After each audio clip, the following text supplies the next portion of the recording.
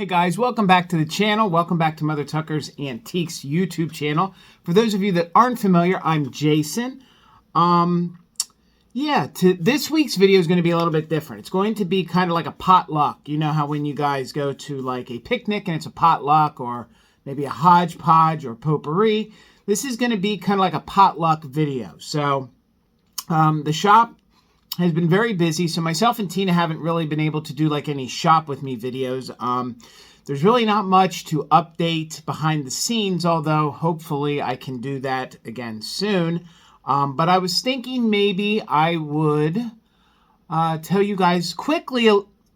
I think I'd tell you guys, gosh, I'm so all over the place with what to do for content. So I was thinking that today's video, the majority of it will be me showing you what goes on behind the scenes of a live sale. I might show you guys how StreamYard looks like on my end that you guys don't normally see. I'll show you what it takes or what I do to prepare for a live sale. And then I will probably show you guys how the process of invoicing and shipping goes. So I don't know how long this video is going to be today, so I thought I would start out briefly because we graciously have some new subscribers. So welcome everybody. Some of you don't know the history of Mother Tucker's, and I don't know that I've really explained a lot about the history of Mother Tucker's Antiques. So I thought maybe I would touch on it a little bit today. See what you guys think down in the comments, and then maybe we'll do a video on that. So I'm asking you guys, I'm not really a content creator. I'm a reseller and a business owner. But content is a little difficult for me because I'm not too sure what folks want to know, see, or learn. I don't want to be putting a lot of time effort into content that isn't being, appreciated or used or things like that. I want to make the most of my time. So down in the comments, let me know things that you might want to see from Mother Tucker's. Of course, the old standbys are the old good shop with me's, the how-tos. But do you want maybe some content on where Mother Tucker started, how me and Tina got into it? Do you want some maybe some videos on reselling? God knows I've been a reseller for over 2 decades. I've owned Mother Tucker since 2008. I've seen the good times, the bad times. I've gotten by pretty long keeping myself self-employed and being a reseller. So I do know some theories, some thoughts. I do have some some things that I have actually lived and physically know to be true in this reselling business. So maybe you want videos on that. I can give you guys some perspective if you're a new reseller, some pointers, maybe some advice from the past, so we can use it in today's reselling business because this business is always changing. So those were a couple ideas I had. Basically, so to give ideas, it would be, of course, I know you guys enjoy Shop With Me, or I think you do, how-tos, history, and maybe some economics on the business to give you guys some incentives, some ideas, maybe get your juices flowing. So, but what I thought I would do is just briefly, before we get into how I handle a live sale, I thought I would just let you guys know a little bit about Mother Tucker's. Myself and Tina purchased Mother Tucker's back in 2008. We purchased it in May. Mother's Day is always our anniversary date. Mother Tucker's opened in the 90s by a fellow by the name of Bob. We don't know specific dates, but we do have some numbers at the store that indicate probably in the mid-90s, maybe 94, 95, Bob opened the store. And he named it Mother Tucker's. Again, I can get into more detail with any of these, but we'll just keep it brief. Then there was a middle owner. Her name was Tina as well. Her husband, Tina and Ducky, owned it for about 2 years. And then they were deciding they wanted to move out of state. So me and Tina were dealers at Mother Tucker's. And I was a full-time disc jockey with that business. And she was a full-time photographer. And we kind of did the antiques as a side hustle. I had always done antiques my whole life. We always called it antiques. I know a true antique has to be 100 years old, but now it's known as vintage. So I was always in the vintage world, you know, the secondary market, whether it be flea markets, things like that, auctions. since I was a teenager, okay? So we bought Mother Tucker's in May of 2008, and then we had a big economic boom. We had the housing bubble pop. I remember standing in my brick and mortar 2 months after we purchased it, hearing all the gloom and doom. Stock market had hit, I think, some of the lowest numbers it had hit since 1987. And I thought, oh boy, here we go. Because being a disc jockey, I had kind of been able to fly by the seat of my pants in that business. But Mother Tucker's was the first serious brick and mortar business. And we weathered it. We got through it. We got through the horrors of 2020. And I know that there are some tough economical times occurring right now if you're a reseller. So I do have some tricks, I do have some pointers, and I have some firsthand experience in this business. So that could be something that I could offer to folks. So pretty much me and Tina have had this store since 2008. We have a great group of dealers. We have dealers that have been with us since the very beginning when we took over, some dealers that were even in there before we took over. And basically when we purchased the store in 2008, the reality of it is the shop was about 2 months away from closing. It was not in a, the business part was okay, but where it was located, how it was being handled, was not that great. So myself and Tina put a lot of equity back into it. We put a lot of our sweat equity into it, and we kept it going. And we're very proud of it. Myself and Tina do not have children. And yes, we have fur babies, but Mother Tucker's is probably like our child. I say to people, Mother Tucker's is kind of like our children. We have unrealistic expectations for it. Sometimes it exceeds it. Sometimes it extremely disappoints us, and it can constantly frustrate us. But we love it. We love it. And so I equate that to maybe being a parent. Maybe some folks here watching can agree with that. So, but you know, I wouldn't have it any other way. I enjoy vintage. I enjoy saving it. I enjoy seeing it get new homes. I enjoy the history behind it. So let me know down in the bleep bloop section down in the comments. Do you want to know more about how we turned the store around? I don't have footage. I don't have a ton of photographs to show. It would be more this kind of content because when we bought the store in 2008, I didn't fast forward 15 plus years think that I would be doing the social media. So we never saved anything like that. We never did anything like that. So it would basically be more verbal. So that's one idea. I've also been kicking around the idea, seeing that I come from sort of a broadcasting entertainment background. I've also thought about maybe starting a show discussing vintage, getting some folks in that want to talk about the business, things we could learn about. Let me know what you think about that. That would be my spin on it. Let me know down in the bleep bloop section. Also, let me know if you want me to kind of explain to you guys some of the ones and twos, some of the financials on how to run your business and how to have perspective on things. Like, for example, a lot of resellers, there's been a huge influx since 2020 of new resellers that have come to the business. Anything I say on today's video, this is merely, like I said, my opinion, or it is my hands-on true experience in this, okay? I do come with the credentials that I have done it, so I know it. But for example, a lot of new resellers that may have just come into this business right after 2020 or during it are now seeing some changes in the business. It's not as easy to sell. It's not as easy to source. Anyone who has become a reseller right out of 2020 or around there kind of had a taste of an unrealistic market. As a brick and mortar owner, folks have to realize that the merchandise in the brick and mortar is usually 6 months to a year, if not multiple years, from being put out onto the shelves. Now, let me elaborate on that. What I'm trying to say is that when you walk into a brick and mortar and you see the things on the shelves, 9 times out of 10, those items were not just priced and put on the shelf within days and weeks of you coming in to shop the brick and mortar.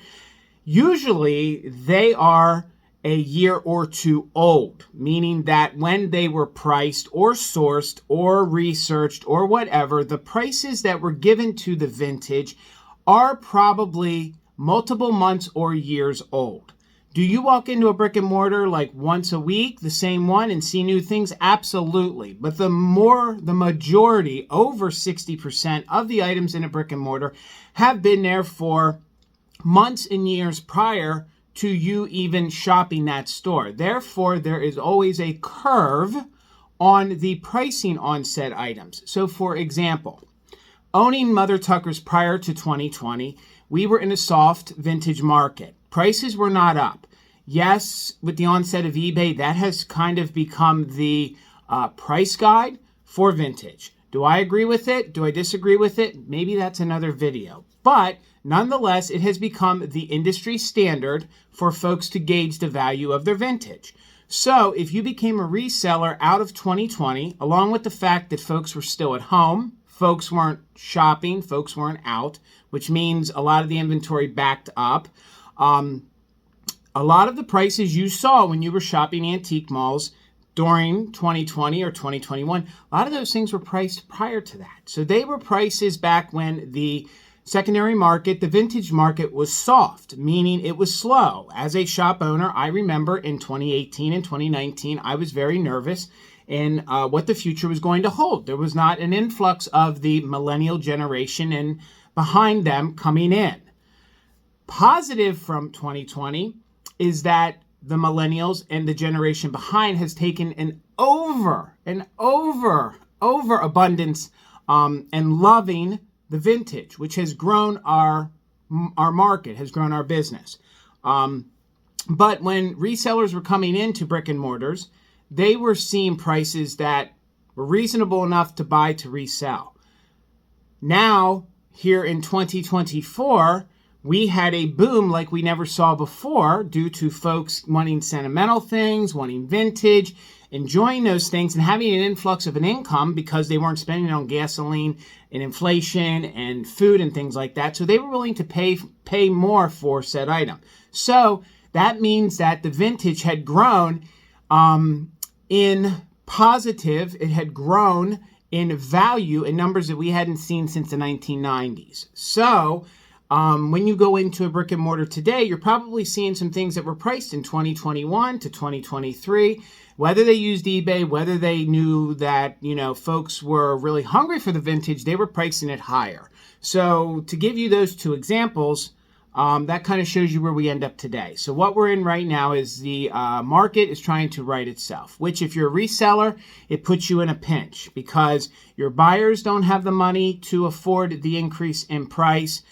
Yet you can't buy it at the inflated price. So that's just a quick study on that. Also, coming out of 2020, a lot of folks during lockdown cleaned out their attics, they cleaned out their basements, and they donated things, which meant there was an influx to local auction houses, there was an influx to thrift stores, which meant when you walked into a thrift store, odds were you were going to find a lot of things.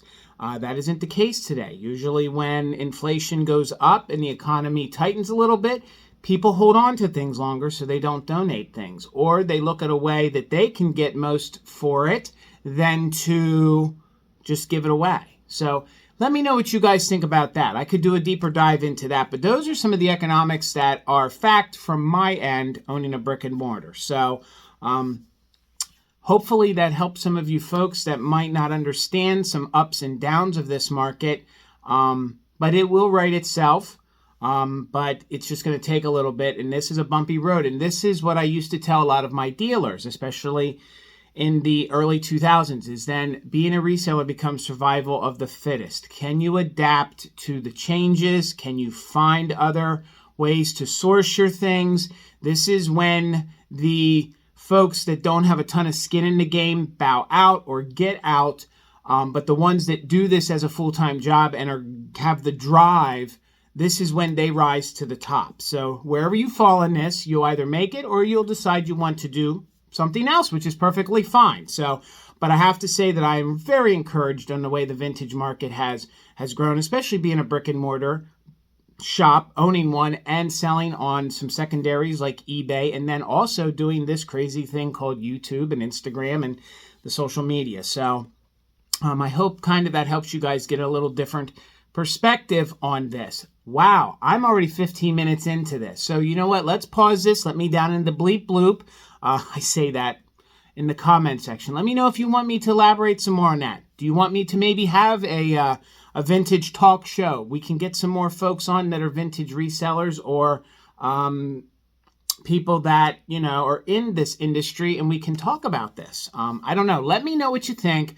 I'm going to stop it here. Now we're going to switch gears because it's a hodgepodge, and I'm going to quickly show you how I prepare for a live sale, and then maybe I'll show you maybe a little bit of me shipping, and then that might be all for this week. So, all right, guys, I'll be right back. All right, guys, I took you off my little stand. Some of the vintage you see behind me, oh, that's a mess, my shelf, but some of that Christmas you see behind me will be available during my Christmas sale, which will be Sunday at 8 p.m. Eastern, which is July 21st. So this will be coming out Sunday morning at 10, which will be July 21st.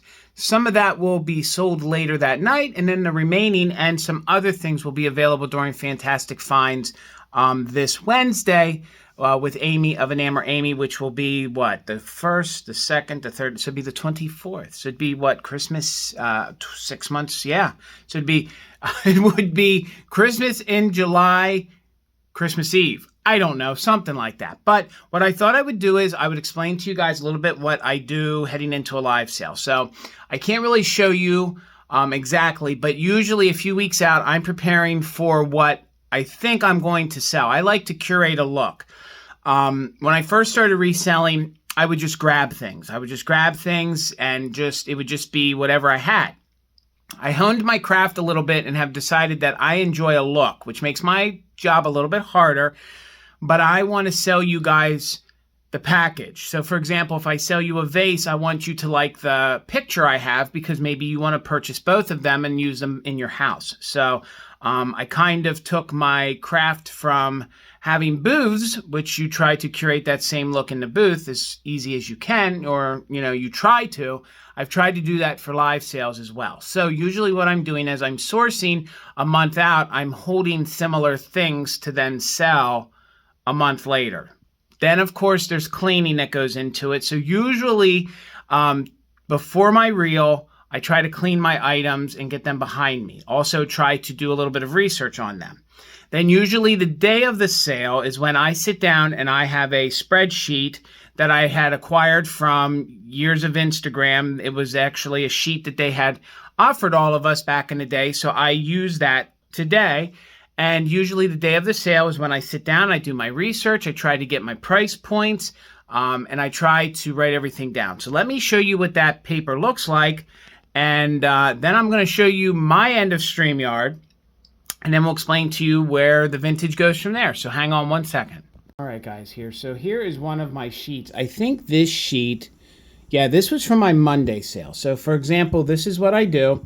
I have one of these papers that are blank, and I sit down and I write, excuse me if anything is misspelled. I'm not the best speller. So what I'll do is I do write down if the items are choice, and then I do write down information. So it was Fenton iridescent fish. Excuse me. And then I do write down color if there is any. Then I put in the dimensions. I usually put the asking price. And then you can see right there, the one above. I also get a feel for the sale. Like I know that if I was pricing that Victorian pencil box for Mother Tuckers or for eBay or for some other platform, I do take all that into consideration. But I figured that on a live, I was going to try to go for $30. As I was into the sale, I kind of felt the best opportunity to sell it. And that goes into my DJ days, is you learn to feel your crowd.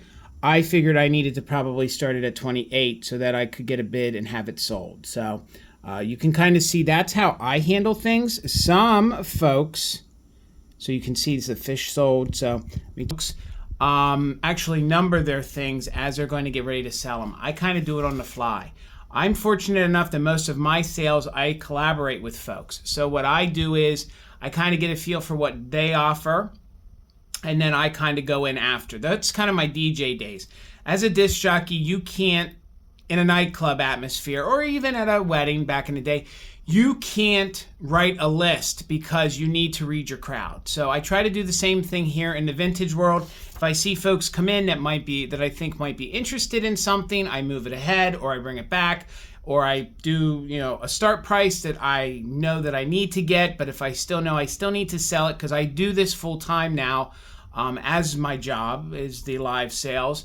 I need to sell through as much as I can, so I will alter the price. So again, now we've covered that a month or so out, I'm sourcing things for a sale a month. So we're working not only for a live sale days before, but we're a month out finding things, holding them, curating them, cleaning them.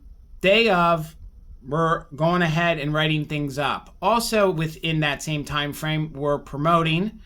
Tina always creates a StreamYard, and thank you always, Tina, for doing that. So Tina, handles a lot of the back scene, a lot of the technical things, and she makes all of our promos. So usually within a few days before the sale, she's putting up a StreamYard link, and then she's also putting out the promos, which then she hands them over to me, and then I advertise with them on YouTube, in the community, in the shorts, or over on Instagram on our page, or in the form of Reels. So hold on here. I'm going to rev up the StreamYard, and I'm going to show you what it looks like on our end. So I'll be right back. All right, guys, so here we are. Hopefully I'm holding this and you guys can see it. So we have a little desktop icon there for StreamYard. So then you can see, here's what we see in the background. So we can pick which one of the lives and which one of the studios we want to enter. So let's go ahead and go into the one for Monday, which will be the Christmas sale. Now, we do pay for StreamYard. You can use StreamYard for free. You don't get all of the options, and you're limited to the amount of time that you can stream.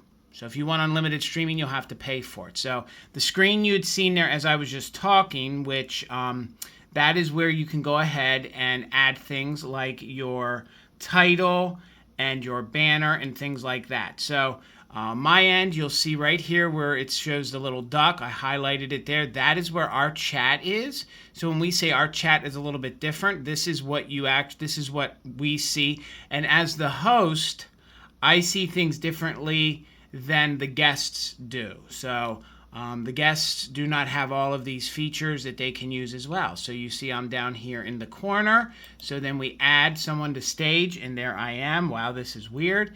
Down here is where you see us pick the way we want our screen to be. So usually when there's multiple people on, then we'll be in that screen. Since no one else is in the studio with me, I really can't show you that. So I end up taking the full screen right now. So that's really it. I mean, I don't know that you guys really want to know all the settings and things. We can remove people from the stream, and then they end up back here. This is kind of your green room section. So when Amy's here with me or Bill's here with me, there's other screens.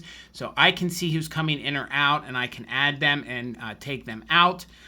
Over here, you guys, if you wonder how we do talk to each other, there is a private chat that we can keep each other up to date on what's going on in the chat. Then, of course, here is the communal chat. And then we do have a whole bunch of different things that we can use. So I can change the banner colors. For example, maybe you guys recognize that background. That was our background this past Wednesday. Then we come down here. Now, I'm sure you guys are so excited when we go over the rules each week. So you can see that I can choose that when Amy's talking. And if you guys wondered how all this works, the host has to do everything. So the host has to add all the prices. The host has to be able to click on that stuff. So the host is doing a little bit more than the guests do, which nothing wrong with that. But we are running the background of what's going on. So then this is where we add some photos. If you guys remember Noelle's photos.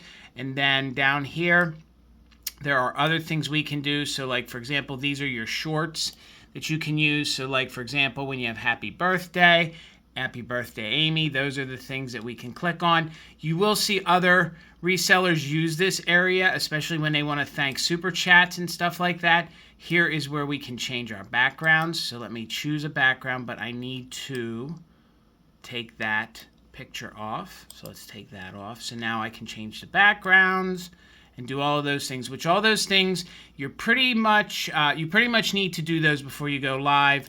There are places that you could play music. Some folks will do a countdown with music.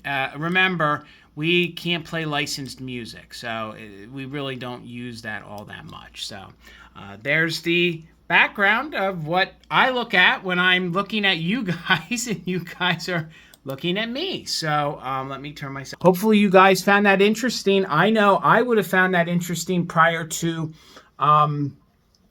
being a reseller and doing it myself. So now we host our sale. I have everything written down. Now usually what I do is I turn this paperwork over to Tina. So then what Tina does is she sits down, she combines everything. So if you purchase multiple things, she combines a list for me, and then she also checks everybody's information so that we have it. So then what she'll do is, let me pause for a moment and I'll come back and I'll show you what she hands back to me. Oh, wait, I'll be right back. For me it'll be a moment for all of us. I'll be right back. All right, guys, this isn't the most flashiest, but then what we do is we're old school here. We do rewrite everything down. So just to keep things private, over here where I have the paper is where the buyer's name would be. So we put the buyer's name, especially if we do an Instagram sale, we'll also put their IG name and their zip code. So we have that for invoicing. And then over here, Tina will write down the items and how much they were, and then these ones together, that's things that need to be combined. So here for the one purchaser, I will try to combine the fish towels, the 2 celluloid pins, the cobalt fairy lamp, rubber hula girl, and then the Fenton butterfly jar. So that's how I know how everything goes together. So hopefully that kind of shows you guys. Now at this point, every Saturday, usually by late morning or early afternoon, I head out to my garage, which if you guys didn't see that video, please head on over, check out my nightmare video. And then I take all the things out there and we get to shipping. So since I made room for myself on the shipping table, anything that is from our first sale of the week is already out there. Then I pick up the other things and take them out there. So let's go out there. Let's get to packaging some things. Let me show you how I ship one thing. Maybe we'll do that large order together.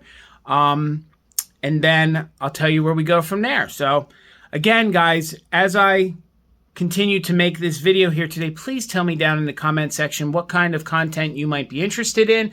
I think I gave you guys a little bit of an idea in the beginning. Oh, and also, if you guys saw my last haul video, the pack of matches that was sealed, it looks like we're going to open it. It looks like the vote was to open it, so I think I'll open it live in the beginning or the end of my Christmas sale tomorrow night, which will be Sunday, July 21st.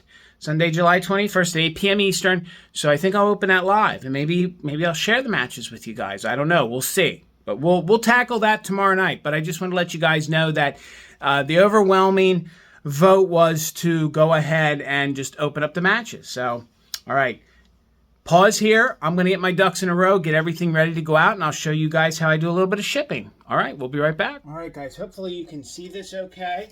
So I went ahead and pulled that larger order down here. So the person who purchased, I'm going to show you the big one, okay? So hopefully you guys can see me. 1, 2, I feel like I'm working the card table in Atlantic City. So, okay, the person purchased the milk glass butterfly canister. They also purchased the cobalt fairy lamp. They also purchased the rubber hula girl.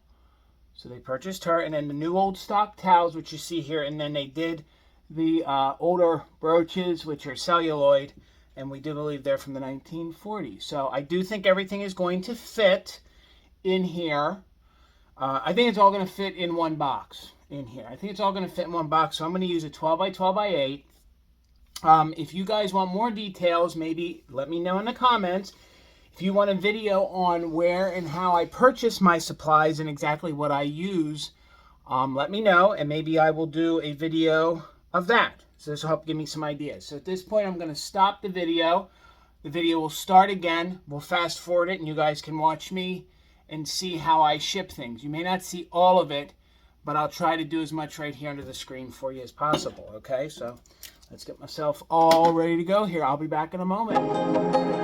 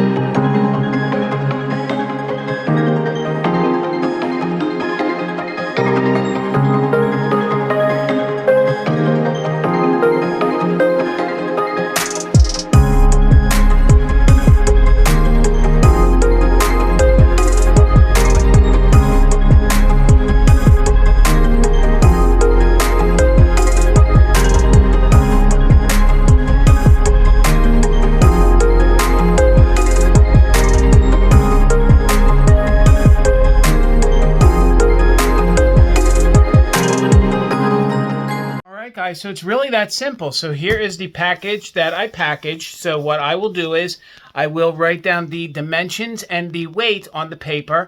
Then Tina takes all the information. She creates the invoices on Saturday afternoon or evening. Then once everything's paid for, Monday morning we ship it all out. So it's pretty much the way a live sale in fast forward in as quick amount of time as possible. That's how I run them. That's how it goes from beginning to end. And I guess that's going to do it for today's video. So guys, thank you always so much for showing so much support to Little Old Mother Tuckers here, our small business, our live sales. Please make sure you are subscribed to the channel. Please comment. Please let us know what we want to hear from you. So comment. Please give us a thumbs up. Heck, even a thumbs down if you don't like it. Every little interaction helps us grow our small business. So don't forget we have live sales on Monday nights. Right now, it's a little all over the place, but I'll still advertise it at Monday nights at 8 p.m. Eastern. If you're watching this today, which is Sunday, we did move it to Sunday for the next 2 weeks. So there'll be Christmas sales the next 2 Sundays at 8 p.m. Eastern here on the channel. And then, of course, we have fantastic finds every single Wednesday right here on Mother Tucker's Antiques with the one, the only, and Nammer Amy. Miss Amy and I try to bring our most fantastic finds for you guys each and every week. And you know that we always lean hard on the kitsch because we do love ourselves some kitsch. So, guys, thank you so much. Until the next one, have a great week, and I'll see you next Sunday at 10 a.m. All right, that's Eastern time. All right, bye, everybody. Look at little Rosie, huh? Say hi, everybody. Say hi, everybody. I'm Rosie. Say hi, I'm Rosie. Look at that cutie pie. Look at that cutie pie, huh? Show everybody how cute you is, huh?